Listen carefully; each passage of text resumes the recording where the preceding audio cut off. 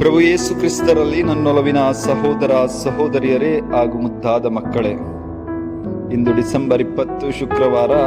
ಇಂದಿನ ಶುಭ ಸಂದೇಶ ಲೂಕ 1:26-38. ಈ ಒಂದು ಶುಭ ಸಂದೇಶ ಭಾಗದಲ್ಲಿ ನಾವು ಮಾತೆ ಮರಿಯಮ್ಮನವರ ವಿಧೇಯತೆಯ ಅನುಸರಣೆಯ ಕುರಿತು ಆಲಿಸುತ್ತೇವೆ. ಇಗೋ, ನಾನು ದೇವರ ದಾಸಿ, ನೀವು ಹೇಳಿದಂತೆ ನನಗಾಗಲಿ ಎಂದಳು. ಪ್ರಿಯರೇ, ಯಾವಾಗ ದೇವದೂತ ಬಂದು ಆ ಸಂದೇಶವನ್ನು ನೀಡಿದನೋ, ಮೊದಲನೆಗೆ ಆಕೆ ತಬ್ಬಿಬ್ಬಾದಳು, ಆಕೆ ಪ್ರಶ್ನಿಸಿದಳು, ಹಾಗೂ ದೇವರಿಂದ ಒಂದು ಉತ್ತರ ಸಿಕ್ಕ ನಂತರ ಆಕೆ ವಿಧೇಯಳಾದಳು.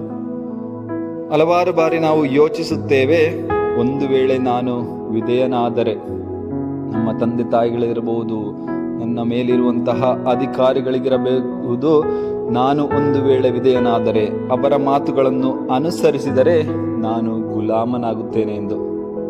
ಬದಲಾಗಿ ಇಂದು ಮಾತೆ ಮರಿಯಮ್ಮನವರನ್ನು ಕಾಣುವಂತಹ, ಆಲಿಸುವಂತಹ ನಾವು ಈ ಒಂದು ವಿಧೇಯತೆ, ಈ ಒಂದು ಅನುಸರಣೆ ಗುಲಾಮತ್ವ ಅಲ್ಲ, ಬದಲಾಗಿ ಇದೊಂದು ಅನುಗ್ರಹ. ಅಲ್ಲಿ ಅದ್ಭುತಗಳು ನಡೆಯುತ್ತವೆ.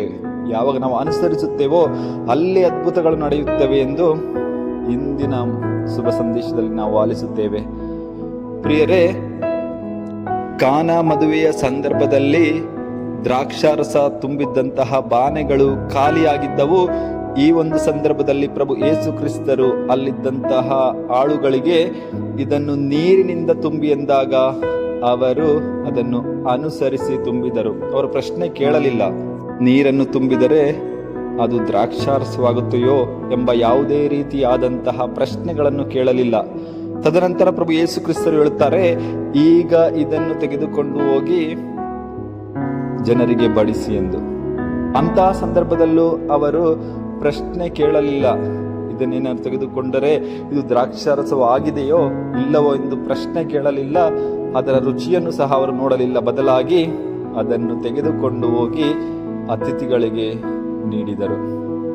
ಪ್ರಿಯರೇ, ಅವರು ಅನುಸರಿಸಿದರು, ಅಲ್ಲಿ ಅದ್ಭುತ ನಡೆಯಿತು. 10 ಜನ ಕುಷ್ಠರೋಗಿಗಳು, ಪ್ರಭು ಯೇಸು ಕ್ರಿಸ್ತರು ಹೇಳುತ್ತಾರೆ, ನೀವು ಹೋಗಿ ಯಾಜಕರಿಗೆ ತೋರಿಸಿ ಎಂದು. ಅವರಲ್ಲಿ ನಿಂತು ಅದನ್ನು ಅನುಸರಿಸಿದರು. ಯಾವುದೇ ಪ್ರಶ್ನೆ ಕೇಳಲಿಲ್ಲ. ಬದಲಾಗಿ ಅವರು ಅನುಸರಿಸಿ ಮುನ್ನಡೆದರು.